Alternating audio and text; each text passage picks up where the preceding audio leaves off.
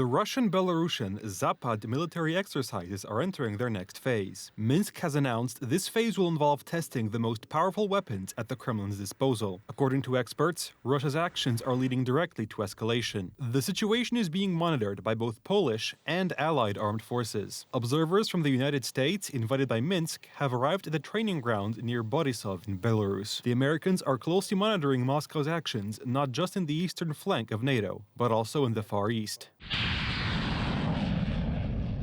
The surprise American visit in Borisov is part of a Belarusian propaganda op, a show of supposed transparency. For the Americans, however, it is a unique opportunity to officially and symbolically demonstrate their activity in this direction. Minsk has no choice. On one hand, Minsk is clearly increasingly concerned about escalation, but on the other, the Belarusian regime must play the game contrived by the Kremlin. Speaking of a higher level of exercises, operational and strategic, I will say that we have managed to plan the deployment of stronger or more powerful strike capabilities in the system of these exercises.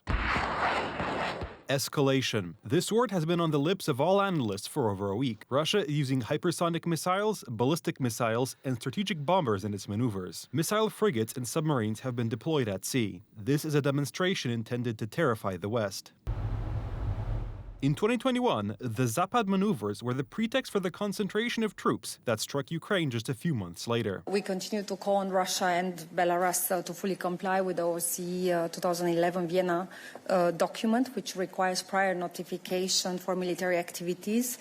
And we remain actively engaged in preparing for any potential security threats surrounding ZAPAD. This includes both diplomatic and, above all, military action. Putin wants to put pressure on countries that continue to support Ukraine, but also on NATO's eastern flank. The Kremlin is trying, at all costs, to divide NATO. The Russians, in cooperation with Belarus, are practicing the extensive use of mechanized units, plus units equipped with long-range surface-to-surface weapons, such as Iskander missile launchers. In my opinion, this is simply a simulation of exercises in case of war with NATO countries, a scenario indicating an attempt at conventional combat with NATO countries. Putin is demanding that NATO troops withdraw to their pre-1997 borders. He is repeating this now in talks with the Americans. Instead, however, he is getting a completely different response: the expansion of the alliance to include Sweden and Finland, and a unity that NATO has never seen before. The latest Russian missile technology, for example, the difference now between Lithuania on the front line and Luxembourg, The Hague or Madrid is 5 to 10 minutes. That's the time it takes this missile to reach these parts of Europe. So we are all under direct threat from the Russians.